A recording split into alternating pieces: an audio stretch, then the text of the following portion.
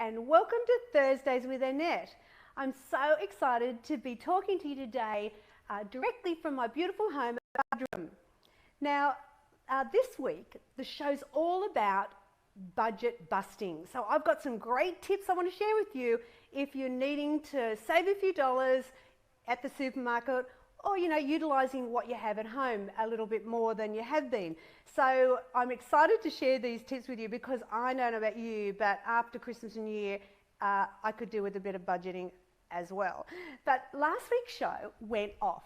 Thank you so much for all your beautiful well wishes and welcome back. It was just wonderful. Fill my little love heart up.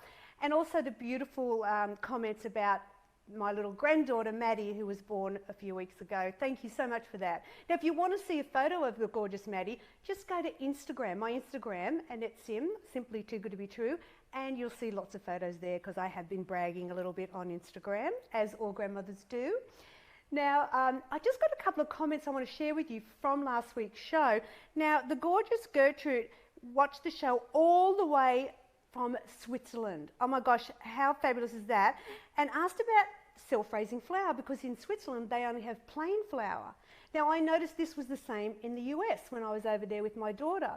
And so I just thought, if you ever go to the pantry and you go, oh gosh, I haven't got any self-raising flour, what do? Well, it's simple. You use a cup of plain flour with 2 teaspoons of baking powder. Now, you don't use baking soda or bicarb soda. That's not what that's for. So just remember, it's baking powder, and that becomes self-raising flour. And I do suggest that you sift it so that you get the baking powder and the flour mixed together before you actually use it in the recipe. So that's my little tip for you. And thanks for watching, Gertrude in Switzerland. Yay! And now, a few others asked about where to buy the cookbooks.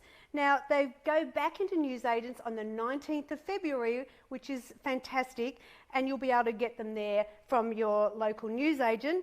If you have trouble, get them to order them from Gordon and Gotch. Now, they're our distributors, so if you've been looking for them, you'll know they'll be back on the 19th, and you can always get them on my website because I have a deal going where if you spend over $100, you get free postage, so check it out. Now, the winners from last week's show, can I have a drum roll, please?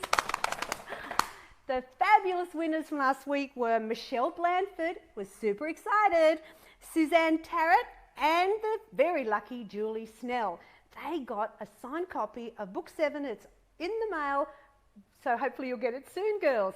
So I wonder, what will I be giving away this week? More on that later. So, let's talk about this week. It's all about budget busting. Now, one of the things I remember when we were living off the one wage, and many a time I had $30 in my wallet and I had to get a week's worth of groceries. You know, the good old Franklins in those days. Some of you older gals will remember Franklins. But, I really had to think hard and smart about how to manage with just that sort of amount of money. And so with all the credit cards coming due, rates, Rego, all these things are coming in at the moment. It's a bit hard when you've overspent over the holidays and Christmas. So I thought maybe what you need to do is budget bust, and here are my tips to help you. So please have a pen and paper because I have got a load of tips for you today.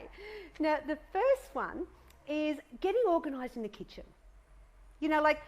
Take a look what's in the fridge, take a look what's in the pantry, throw out any food that's getting, old dated or that you just know you're never going to have. So clean it all out, get sorted. And things like putting things together so you can see them clearly so you don't overshop. I can remember one time I had a small pantry and I came in there one day and I cleaned it out and I had 20 cans of chopped, canned tomato. Yeah, 20 cans. See, I'm wasting my money. So if you had them all, neatly organised, then it'll stop you from over shopping. And I would also suggest you do that in your fridge and freezer. Check out what's at the back of your fridge because sometimes it's amazing what you find there. And it's really important to know what you have. It seems simple, but really, do you know what you have available right now? Chances are you don't. What's in your freezer? What are in all those plastic containers that you maybe forgotten about? I want you to write a list of what you need to have on hand. Like, what are your staples? Now, I keep pinned to my freezer a list of what's in there, so that as I use it, I cross it off. And I found that really helped me from over shopping, or if I was thinking, well, what am I going to have? Then I can often go to the freezer, because we often have at least 1 or 2 nights out of the freezer when we're super busy. So if you know what you've got in there, it really helps, and that way you're not doubling up on a lot of things too. Now, the other thing that I always do is I work out a menu for the week. So I'll write the 7 days, so that way I can shop accordingly, I can prepare accordingly. It just puts me in control of what I'm doing. And so that way then you can utilise, for example, when there's just the 2 of us, like me and Bill at home, when I made, for example, last week I made the Thai pie out of book 7, we had that one night, and then about 3 or 4 nights later, I think it was, we had it again, so that we utilised what we had, and you know, that way it's waste not, want not. So I think it's really important about that menu planning. Really does give you focus and clarity, especially when you're shopping, of what you really need to get. Now, talking about shopping, it's really important when you go shopping that you've got a shopping list. Don't just go and wing it, because you'll end up with everything you don't need, and you know, spend a fortune. How many times have you gone into the supermarket with, you know, wanting bread and milk, and you've come out $40 later? You know, it's so easy to do. So the idea is have a list and stick to it, because remember, we're trying to budget bust at the moment, so you don't want to be buying things unless they're super special and they're like really on sale. Then maybe that might help you. But for example, question some of the choices you've been making if you're certainly working on a budget at the moment. Like, do you need to buy juice, or can you just really live off water for the next few weeks? You know, eat an orange, don't squeeze it, have the actual orange. It's so much better for you with the fibre. And I question, you know, do you need soft drink and all those other things that to me are extras.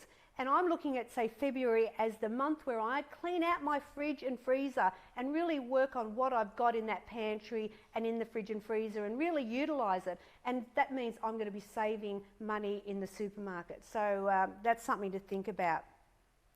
The other thing I see people do a lot is they throw out valuable food. You know what, if your celery and your carrots are looking a bit limp, chuck them in some icy water, they'll crisp up. You know, if you've got like biscuits that have gone soft, put them on a tray, bake them in the oven for 10 minutes or so, and you'll find they're crispy again. Look, what I really want you to do is any leftovers, either freeze them or, you know, utilise them in other ways. Like, for example, limp veggies make a great vegetable soup. So I want you to think smart with the food, because you've spent money on all that, and I don't want it going in the bin. Now, what I want to talk about now are making meals out of nothing. Yeah, like, you know, when you've got, okay, I haven't been to the shops, I haven't got any, what have I got in my pantry and fridge, what can I do? Now, some of the things that I like is eggs. Eggs are great. You know, you can make an omelette, you can do scrambled eggs, you can make a fabulous frittata with all those soggy vegetables that you've got in the pantry. You know, you can really make a meal out of eggs. So I always find I've got eggs in my fridge all the time.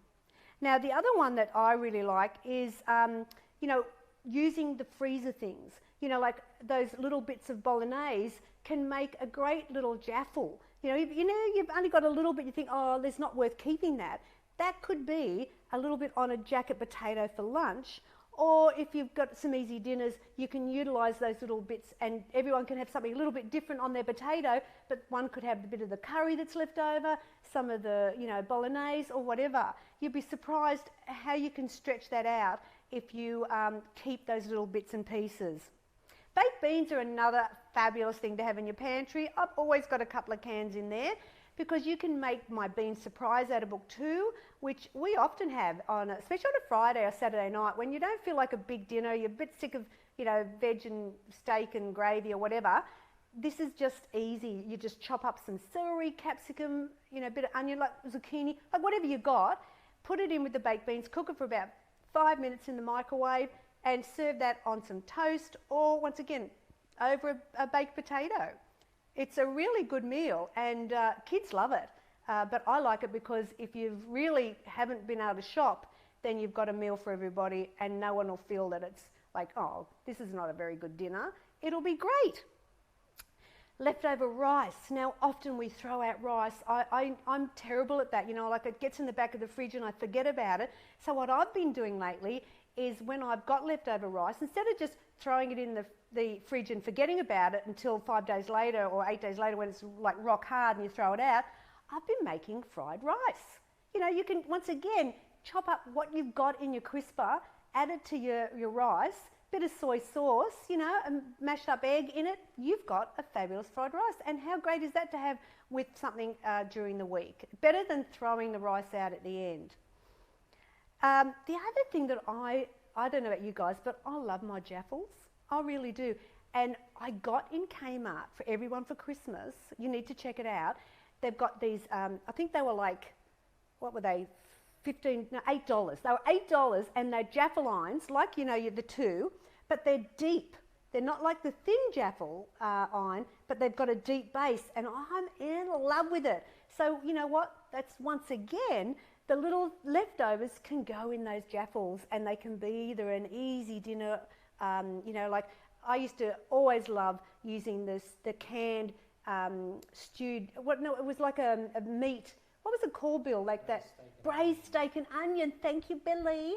You know, have a can of that in the pantry and you can always make, you know, like a pie virtually with a bit of sauce stuck in it and family will love it.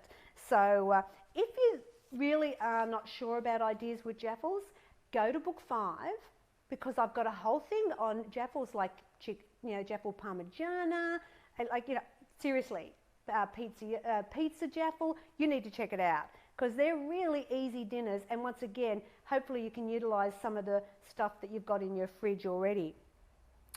Some of the quick and easy recipes that I go on when I'm struggling with something in the fridge is my macaroni beef out of book 2 because, you know, that will make the mince go a million times more because of the pasta and everything in it. Shepherd's pie, once again, you've got your 500 grams of mince, but you're putting lots of veggies and stuff into it and the potato on the top. It becomes a really inexpensive meal. I love my macaroni cheese. Like book 2 is the winner, I'm thinking today. Bean surprise, book 2, once again. Curry in a hurry, book 5, or chicken in a hurry, book 1. They're all super easy because all you need to have in your freezer is a bag of frozen veggies, and then you can get your baked chicken, you know, roast chicken when you're out, maybe at the end of the day when they're selling them off cheap.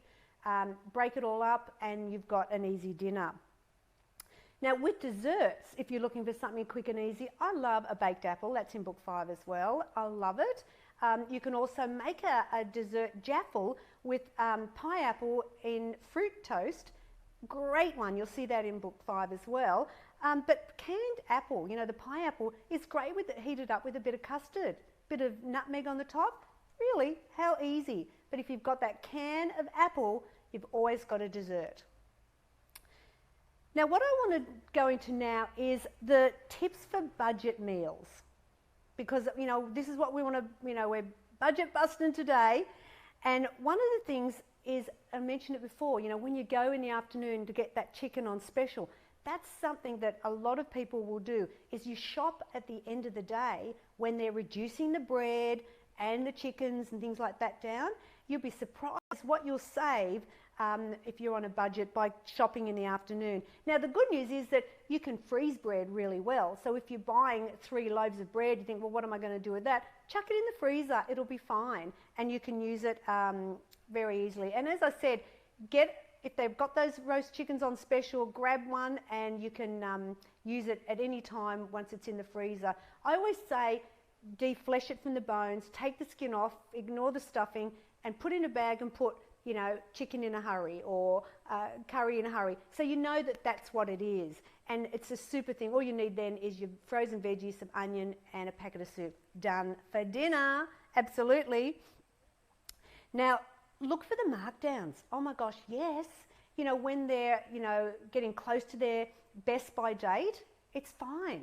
When it says use by, that's when you really know you shouldn't be buying it if it's getting close to the use by date. But best by is just a recommendation and they're often fine for quite a few weeks after that date. So definitely look at that. And I think, you know, those specials. You know, look at when broccoli is $1.99 instead of $8.99. That's when you really utilise broccoli. Or cauliflower, for example. I love cauliflower mash, and I'll often have that when it's on special, you know, just to save those dollars. Just make the most out of your freezer. You know, get in there.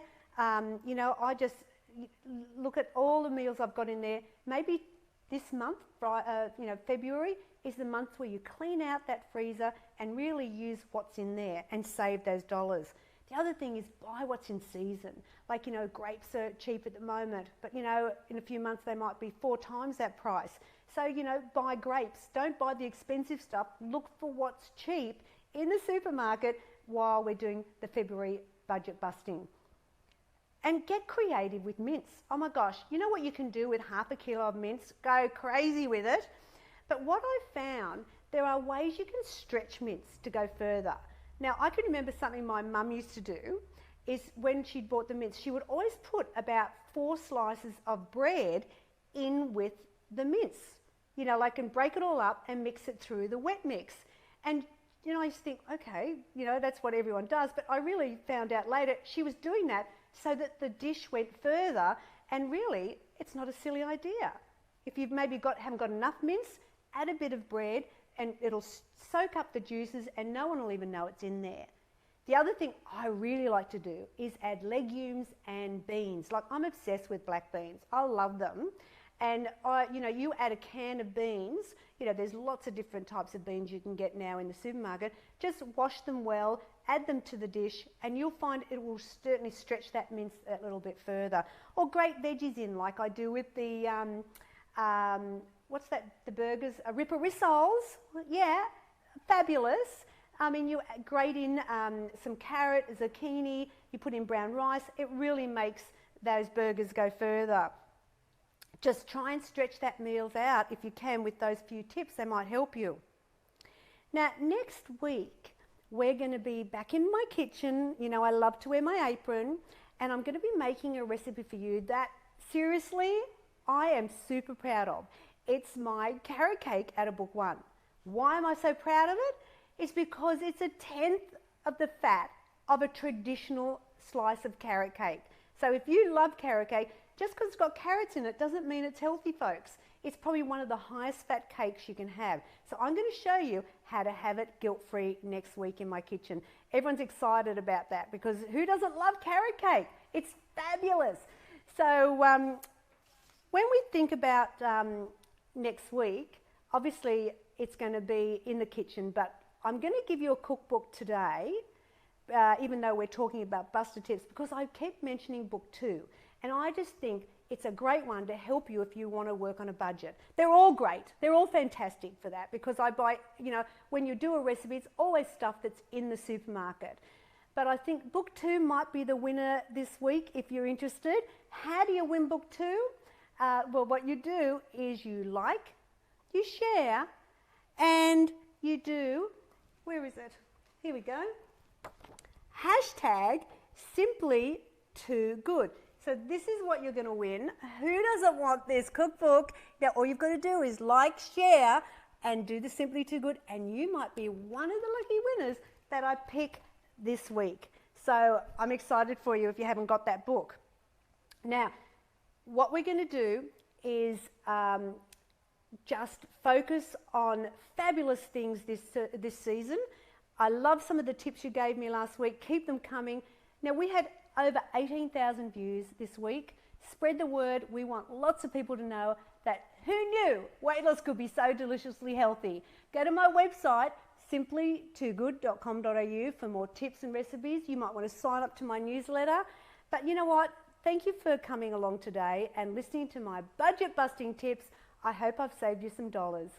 So talk to you next week now. Bye.